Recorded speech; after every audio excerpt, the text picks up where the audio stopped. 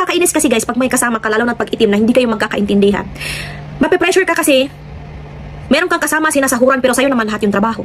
'Di ba? Yung sahod niya hindi naman idinagdag sa'yo pag mag-isa ka lang.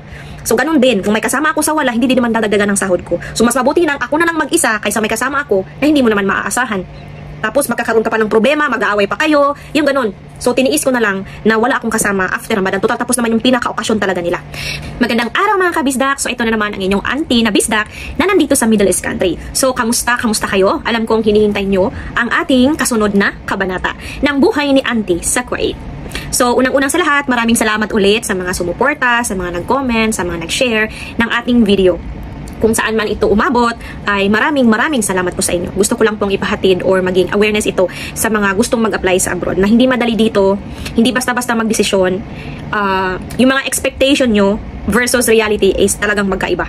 Kaya kung gusto nyo pumunta dito, again, buuhin nyo muna yung loob nyo.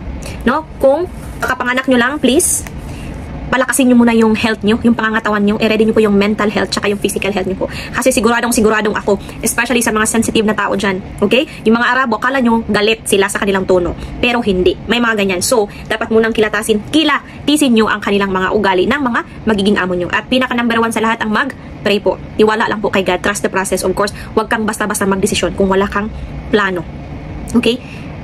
Prayer po, para ma-guide kayo ni God sa mga gagawin nyo. So, ito na nga guys, di ba napag-usapan natin sa part 7 na lumayas nga yung kasama ko sa agency mismo nila. Nahuli ng pulis, dinakip, nag-stay muna ng mga 1 linggo sa kulungan, at tuluyan na nga siya nawala ng tamang pag-iisip. Nabaliw na siya doon guys, kasi nga kakapanganak lang niya, siguro mga 3 to 6 months, tapos may postpartum pa kasi yan. So, hindi na kontrol ng kanyang sarili ang mga bagay na dapat i-control ng isang normal na tao. Dahil nga may postpartum, kaya hindi niya napigilan ang kanyang sarili. So, ang nangyari nun guys is, inuwi na lang siya sa kanyang bansa kung saan siya galing. Kasi nga, nawala na siya sa kanyang pag-iisip, hindi na niya nakontrol ang kanyang sarili. So, mas maigi na umuwi na siya, magpakalakas siya doon, para maalagaan niya ng maayos ang kanyang anak. So, after nun guys, after na mga siguro 2 to 3 months, na nangyari yun is kumuha na naman ng katulong na makakasama yung madam ko, na makakasama namin. Kasi nga, nag-request ako na mahirap pag ako lang at nakafocus, gusto niya na mag-focus ako sa pagluluto. So, ang nangyari guys, kumuha siya ng isang katulong. Itim na naman. Kasi nga guys, yung mga itim is mura ang kanilang kuha o mura ang kanilang bili doon sa agency. So, yung babae na yun, parang Ethiopian din. Yung babae na yun is mas matanda sa akin na siguro mga 3 years or 5 years. So, una, okay pa siya. Tapos, first mga 1 week, okay pa siya. Siya yung tipong kadama na sa uli din siya galing sa company. Galing sa ibang agency. Galing sa ibang amo, no? Galing sa ibang amo, kaya meron na siyang phone. Okay? So, iba't iba ang mga policy ng agency dito. Siya kasi meron siyang experience sa ibang amo, kaya meron na siyang phone. At okay lang naman ang amo ko na magkaroon siya ng phone agad-agad kasi nga meron na siyang karanasan. So, okay na yun. Pagdating naman sa trabaho, napakatamad guys. So, isipin nyo na lang na may kasama ako pero parang wala kasi ako lang din ang gagawa ng lahat ng trabaho. Uutusan mo pa siya. Ang tawag nito, yun nga, uutusan mo pa siya, pagsasabihan mo pa siya. It takes time, I know. Hanggat sa dumating talaga yung Ramadan. Pero bago mag-Ramadan is, meron na kaming mga konting, ang tawag nito guys, yung konting hindi pagkakaintindihan. Kasi, ako guys, alam naman natin yung ugali at kung paano magtrabaho ang mga Pilipino. Talagang masipag, yung hindi mandarambong, pwera na lang kung talagang magkaisa yung utak nyo, ganyan. Iba kasi yung ugali ng mga itim. Napakatamad nila guys. As in, yung tipong pag-utusan mo pa at pakiusapan mo pa sila. So, sa sitwasyon ko is, pagkatapos ng Ramadan, naisipan ko na talagang, okay madam, ayoko nang may kasama. Yun na lang ang sinabi ko sa kanya kasi patapos naman yung kontrata ko. So, kinakaya ko at kakayanin ko na lang yung trabaho. Total, alam ko naman lahat kahit mag-isa na lang ako. Kaysa naman magkaroon ako ng kasama na napakatamad. Biruin mo guys, pagkatapos namin kumain, pwede man siyang matulog, no? Pero lalagpas kasi ako nga hindi makatulog maayos. Ayaw kong pumunta doon sa kwarto ko. Kasi nga, mayat-maya tinatawag ako ng amo ko. So, luging-lugi ako sa pahinga ko kasi ako yung laging tinatawag. Siya guys, nakakatulog lang 1 to 2 oras kasi nga hindi ko siya ginigising. Kasi alam mo yung iniintindi ko siya, yung parang binibaby ko siya muna kasi nga gusto kong may kasama sa Ramadan. Para man lang mabawas-bawasan yung mga pagod ko sa pagluluto, paglilinis. Kasi all around ako guys Para ako yung mayordoma ba sa bahay. So siya, ang nakakainis, ang tamad-tamad niya. Then one time, yun na, dumating na nga yung Ramadan. Ang tamad, alam mo yung, ayaw niya palang mapag-utusan sa akin, ayaw niya mapagsabihan sa akin. Nung time na lang yun na sinasabi niya sa akin. Kasi bakit? Kasi daw mas matanda pa siya sa akin. So, Hindi naman lahat ng itim ay may masamang ugali, pero halos sa kanila lahat ay matatamad. Talagang kung anong gusto nila, gagawin nila, ayaw nilang mapagsabihan. Tapos natatakot din ako kasi magkasama kami sa loob ng kwarto, baka anong gawin. Kasi pag nagalit yan sila guys, talaga namang gagawin nila ang gusto nilang gawin sa'yo. So, sa Ramadan, smooth naman yung ating trabaho, nakikisama naman siya, pero napakatama talaga. Halos ako pa rin lahat kahit may kasama ako. Sabi niya sa akin, wag mo akong utusan lumabas yung tunay niyang ugali after 1 month. Siya, wag mo akong utusan. Alam mo kung bakit ayaw mo akong mapagsabihan? Kasi mas matanda ako sa'yo, kumbaga, matanda ako sa'yo, wag mo akong pagsabihan kasi alam ko na lahat. Sabihin ko yan sa kanya, my sister, no? Huwag kang ganyan magsalita kasi ako yung mas matagal na dito sa bahay. Kailangan kitang pagsabihan kasi ako yung mapapagalitan ng amo natin pag hindi kita pinagsabihan sa kung ano yung gusto niya. Hindi porket matanda ka sa akin ng edad ay ayaw mo nang mapagsabihan sa loob ng mga trabaho sa bahay. Kasi ako ang pinakamatagal na dito, ako yung inaasahan na tuturo sa'yo. Sabi kong ganyan sa kanya, which is hindi niya maintindihan. Yun ang sinabi ko sa kanya. Meron silang sariling mundo, meron silang sariling pag-iisip, ayaw na talaga nilang mapagsabihan. So one day, yung amo ko, pinatawag siya. So nag-usap sila doon sa taas. Yung sa taas ng amo ko, parang terrace nila, naririnig naman kung ano yung pinag-usapan, not unless kung pupunta ka talaga daan, kung saan yung terrace at dito ka makikinig. So ako, while tinawag siya, hindi ako nakikinig sa kung ano yung pinag-usapan nila kasi namamlansya ako doon sa kabilang kwarto. So nung ako na ang tinawag ng, nag-usap sila ng amo ko kung ano ba, kung gusto mo bang magpatuloy, ganyan-ganyan. So nag-usap silang dalawa kung ano siya sa trabaho, mga ganyan yung mga gusto ng amo ko. So ngayon, it's my turn na makipag-usap sa amo ko kung ano naman yung sa side ko. So sinabi ko lahat sa amo ko na, madam, talagang ang tamad-tamad niya. Sinabi ko lahat kung ano yung negative na meron siya. Sabi ko, madam, kahit wala na akong kasama, kaliwali. Kaysa naman meron akong kasama na parang wala, ako pa lahat, meron naman siyang sahod. O diba? Ang nakakainis kasi guys, pag may kasama ka, lalo na pag itim na hindi kayo magkakaintindihan. Mape-pressure ka kasi meron kang kasama sinasahuran pero sa'yo naman lahat yung trabaho. 'Di ba? Yung sahod niya hindi naman idinagdag sa'yo pag mag-isa ka lang.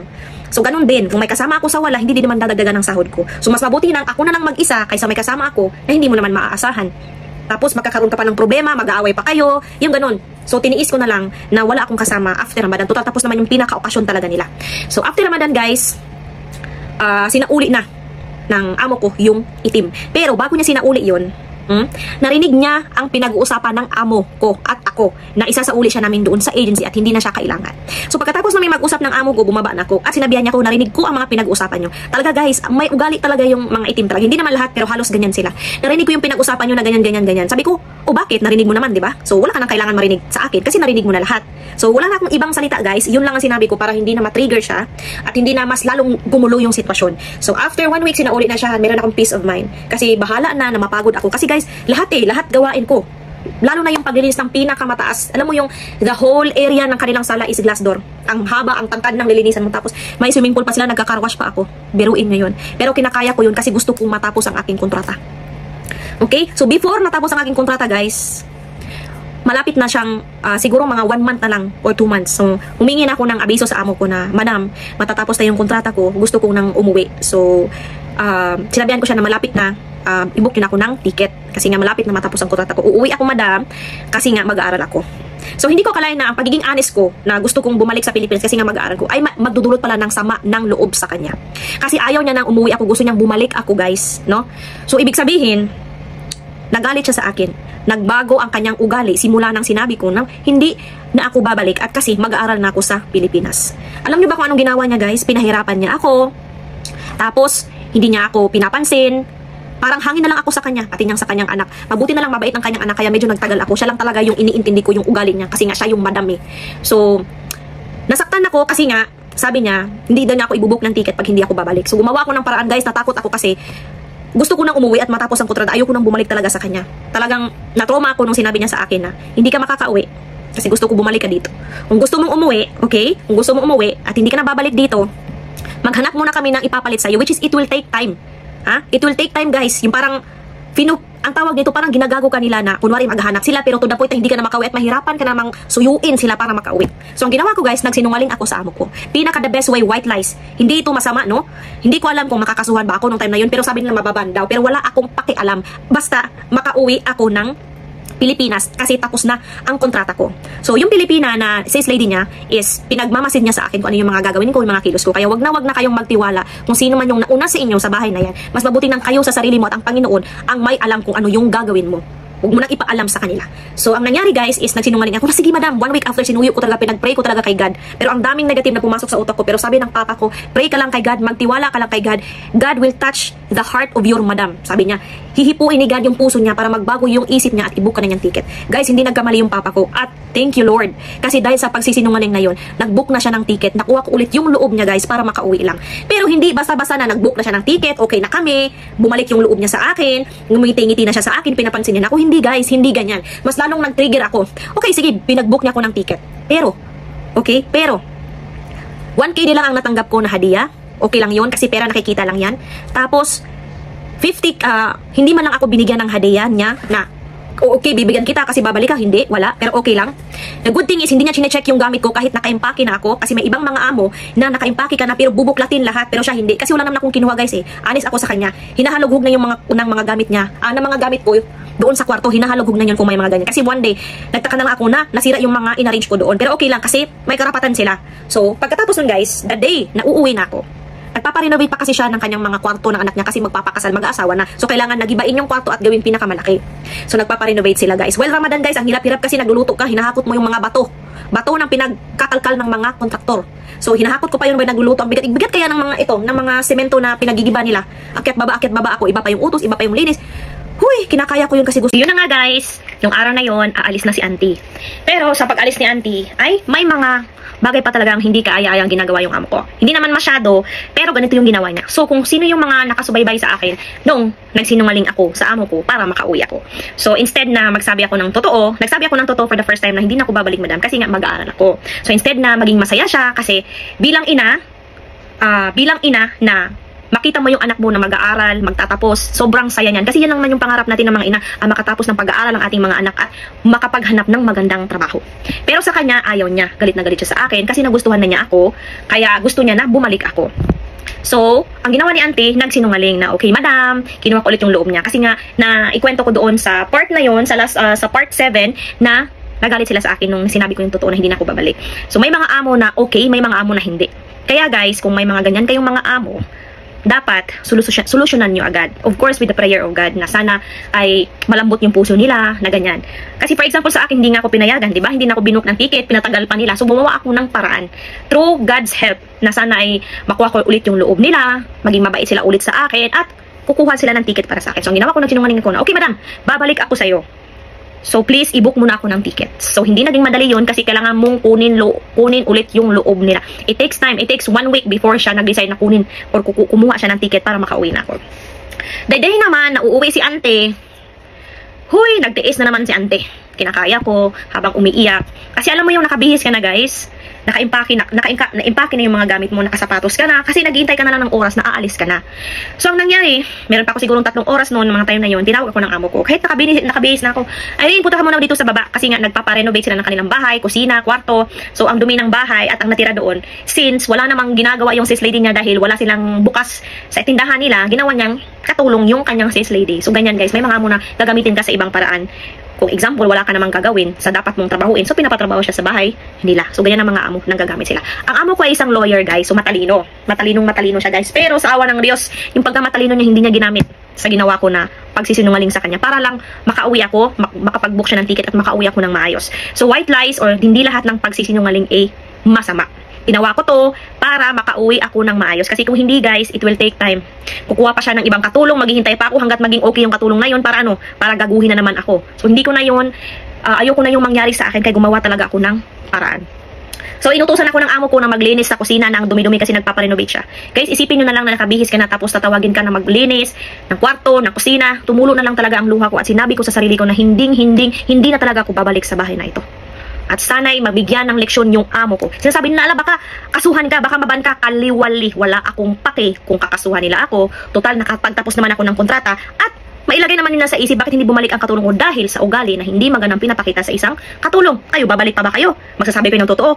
Magsasabi kayo ng totoo, hindi kayo makauwi ng maayos. Kaya yun guys, ang nangyari. At kaya ko binenta yung gold na binigay niya sa akin na Clover kasi dahil sa sitwasyon na yun. Bakit ko pa ikikip? Diba? Benta ko na lang, magagamit ko pa yung pera. O diba? Pero, ang laking tulong ng mga bagay na nangyari sa aking buhay, sa bahay na yun. Kasi, pinapalakas ni God yung loob ko. Minumold niya ako na sa susunod na magkakaroon ka ng ganitong bagay is you are ready. Pero may mga bagay pa rin na hindi mo maasang mangyari. At least, matigas ka na. So yun lang guys, maraming salamat sa inyong pakikinig at pagsubaybay sa akin. So see you po in our next video kasi meron pa talagang nangyari sa buhay ko doon sa Kuwait at may kukwento pa ako sa iyo guys. So maraming salamat, mag-ingat po kayo lagi.